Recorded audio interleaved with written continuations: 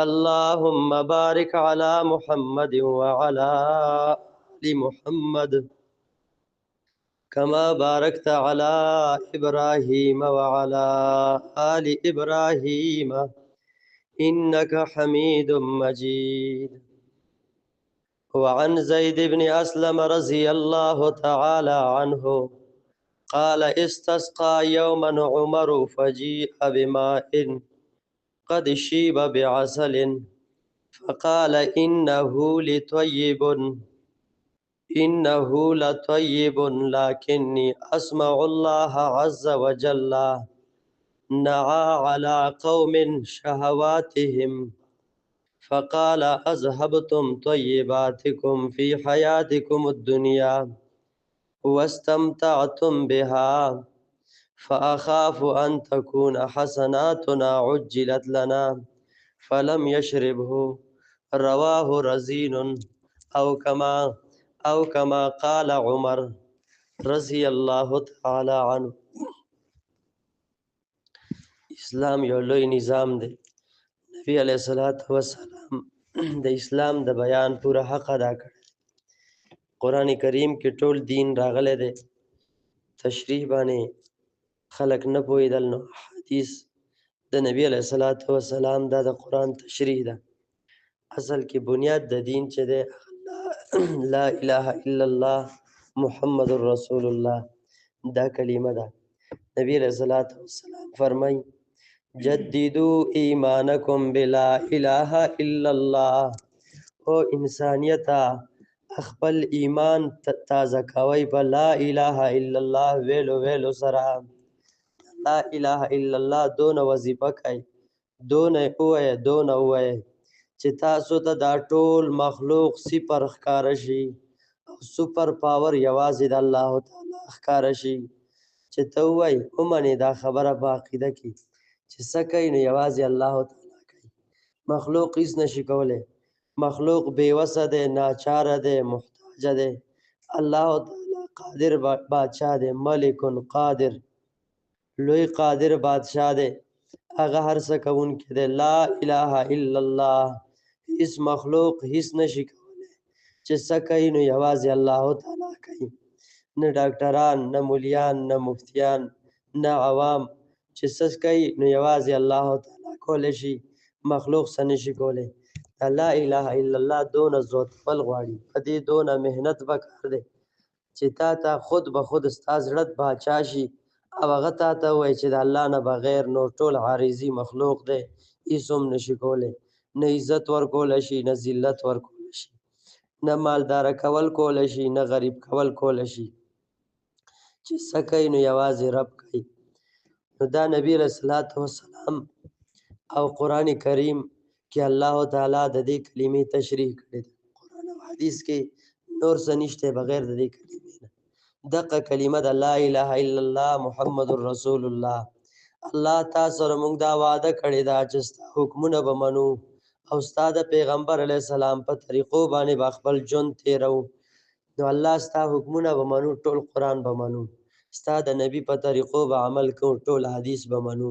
نو دا ټول دین شو کنه. لا اله الا الله مکمل دین شو. پر ټول دین باندې به عمل کوو.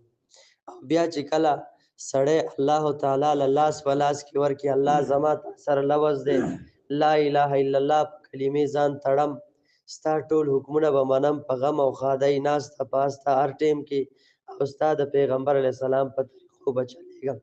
نو دا د رب سره وعده وکړه. د رب په لاس کې لاس ورکړو. اوس به څونه بې اعتماده کسي چې هغه به د الله تعالی د حکم خلاف کوي. هغه به د محمد رسول الله کړۍ پرېږدي او د دې خلاف به کرتبونه استعمالوي. غم او ښادۍ به د دې خلاف کوي. په داسې سړي باندې افسوس دی. یا کاتم الذنب اما تستحیي والله فی الخلوة ثانیک. او پټ پټ ګناه کوونکیا تعالی شرم ولې نه راځي؟ ته د الله تعالی نه ولې نه شرمېږې؟ حیا ولې نه کوې؟ الله ستا په یوازوالي کې ستا دویم دی. ته یوازې چې نو یوازې ځان مه حسابوه، الله تعالی ستا دویم دی. الله حاضر ناظر ګڼه. ان الله کان علیکم رقیبا.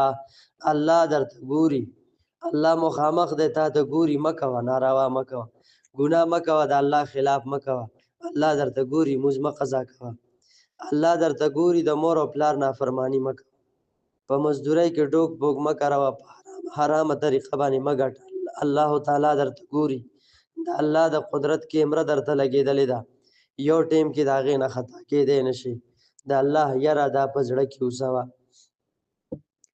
نو نبی علیہ الصلوۃ والسلام فرمایلی ان الله يحب عبده المؤمن الفقير المتعفف ابو العيال الله تعالی محبت ساتي د بنده مومن فقیر سره چې ځان ساتي د سوال نه د حرام نه ځان ساتي د سوال نه ځان ساتي ابو العيال او عيال والده کټدار دی د کډې د اهل عيال والده او غریب دی او فقیر دی مومن دی او د سوال نه ځان ساتي مخلوق خپل ضرورت نه ښکاره کوي نو داسې سړي سره الله تعالی ډېر محبت کوي دی به الله د مالداره نه 40 کاله مخکې جنت ته بوځي الله دې موږ داسې بوځي وعن زید بن اسلم رضی الله تعالی عنه قال استسقى يوما عمر فجيء بماء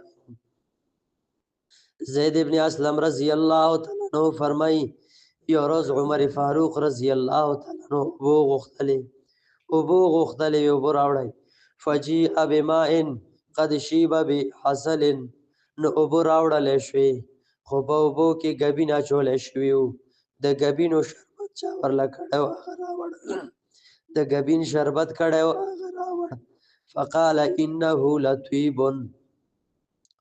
عمر فاروق چې دا وکتل وی انه لطیب دا خو ډیر خامخه ډیر خسیز دی لکنی اسمع الله عز وجل لیکن ما د خپل رب پروردگار عالم نما اوریدلی دی نعا علی قوم شهواتهم چې عیب لګولو په یو قوم باندې د هغو د خواهشاتو چې چا خواهشات پوره کړي نو رب یو عیب لګولی و فقال الله تعالی ویلی و اذهبتم طیباتکم فی حیاتکم الدنیا تاسو وړي دي خپل خوشحالۍ په ژوند د دنیا کې تاسو ختمې کړي دي خپل خوشحالۍ په ژوند د دنیا کې واستمتعتم بها او تاسو فائدې اغستې دي په دغه دنیا کې تاسو فائدې اغستې دي فاخاف ان تكون حسناتنا عجلت لنا نو زه یریږم داسې نه چې زموږ د نیکو بدلې چرته موږ له په دنیا کې په تلوار راکړی شي فلم یشربه او هغه ګبین والا اوبه یې ونڅکلې تقوا د صحابه داسې وه چې داسې نه الله تعالی به وایي په قیامت کې چې تاله مې د ګبین شربت را کړی نیکۍ راته وښیه بیا به څه کوم هغه نیکۍ خو تا کړي دي خو ما چې درله د ګبین شربت را کړی هغې بدله خو تا خلاصه شوې ده نن ما نه د څه شي مطالبه کوي وی نشم څښلی دا فقر اختیاري دی الله نعمت راکو اته وایي چې زه د دې نعمت حقدار نه یم ما رب دپاره ما څه کړي نه دي زه دا نشم استعمالولی فلم یشربه عمر فاروق هغه اوبه ونڅکلې عمر رضی الله تعالی فرمایي که ما غوښتلی زما خوراک اسکاک به تاسو ټولو کې ښه ځکه زه امیر المؤمنین یم د وخت بادشاه یم